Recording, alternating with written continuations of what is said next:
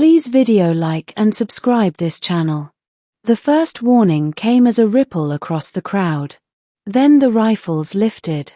1,000 metallic clicks echoed across the plaza, sharp, synchronized, terrifyingly calm. Alien soldiers in black ceremonial armor formed a tightening semicircle around the gathered civilians, their weapons glowing with the cold blue charge of stun beams powerful enough to stop a charging war beast. I stood right in the middle of it. Not because I wanted to. Because there was nowhere else to stand. Disperse immediately, the amplified voice of the command officer rang out in the Velaran language. This gathering is now considered unlawful. Around me, the refugees murmured nervously, families, laborious, off-world traders, and a handful of diplomats who had thought attending a peaceful protest would be a safe political gesture. Clearly, they had been wrong. A child near my leg squeezed his mother's hand. Someone behind me whispered prayers to a distant star god. A few tried stepping back, but the soldiers had already sealed every exit. I had seen this pattern before. I had seen how quickly disperse turned into fire. And I had no intention of watching it happen again. My name is Daniel Reyes, former Terran peacekeeping officer, currently a freelance transport pilot trying very hard to stay out of interstellar politics. That morning, I had only planned to deliver medical supplies to the Velaran capital and leave. Instead, I walked straight into a protest led by thousands of displaced colonists demanding representation in the Imperial Council. Peaceful. Organized. Loud, but not violent. Until the Imperial Guard arrived. A tall Velaran officer stepped forward, armor gleaming under the twin suns. Final warning, he announced. You have 30 seconds to disperse. The civilians looked around helplessly. There was nowhere to go. I muttered under my breath, yeah, this isn't ending well. The countdown began. 28. 27. I stepped forward before I could talk myself out of it. What are you doing? A trader hissed behind me. Something stupid, I replied. I walked past the front line of civilians until I stood alone between them and the rifles, hands empty, shoulders squared, heart hammering louder than the countdown echoing through the plaza. 21. 20. The officer noticed me immediately. Human, he said sharply. Return to the crowd. No. A ripple of shocked whispers spread behind me. 19. Step aside, the officer repeated. You are interfering with lawful enforcement. I met his glowing amber eyes. You fire those weapons, you're not controlling a protest. You're starting a massacre. His expression hardened. This is not your concern. It is when innocent people are about to get shot. 14. Several soldiers adjusted their aim, now pointing directly at me. Good, I thought grimly. If they were aiming at me, they weren't aiming at the families behind me. 12.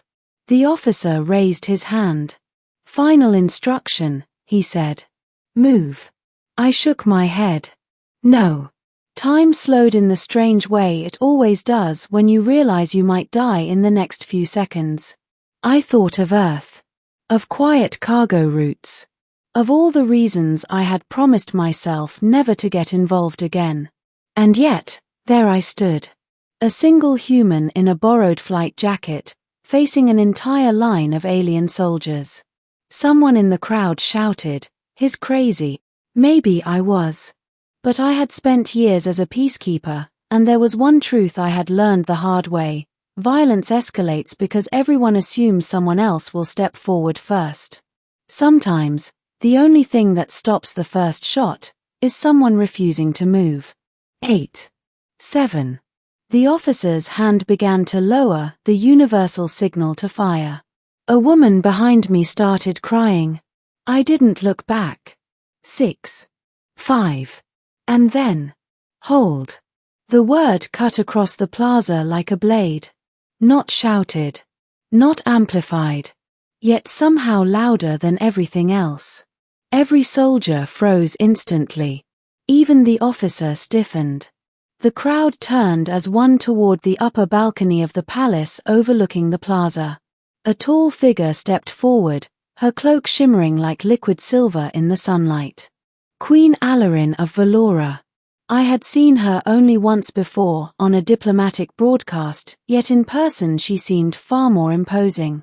Not because she looked fierce, but because she radiated something rarer, absolute authority. Her voice carried clearly as she spoke again. "Lower your weapons." The officer hesitated. "Your Majesty, these protesters." "Lower them," she repeated. One by one, the glowing rifle barrels tilted toward the ground. A collective breath swept through the crowd behind me. I finally exhaled. The Queen's gaze shifted then, directly to me. "You," she said. "Remain where you are." I resisted the urge to say something sarcastic. Instead, I nodded. Moments later, a royal escort approached and signaled for me to follow. The soldiers parted silently as I walked past them, painfully aware of hundreds of eyes watching every step. Inside the palace, the cool air felt surreal compared to the heat and tension outside. The Queen stood near a long glass window overlooking the plaza. When I entered, she dismissed the guards with a gesture, leaving the two of us alone. "You interfered with an imperial security operation," she said calmly. "Yes, Your Majesty. You understood that you could have been killed." "Also yes." She studied me for several seconds, expression unreadable. "Why?" I shrugged slightly. "Because someone had to stand there. You are not a citizen of this empire.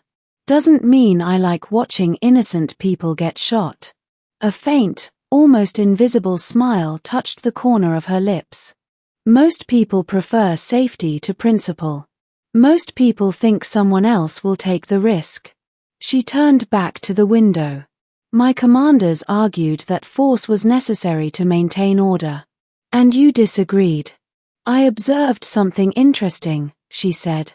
One unarmed individual stood against an entire firing line and my soldiers hesitated. I frowned. "They hesitated because you told them to stop." "No," she replied softly. "They hesitated before I spoke." That surprised me.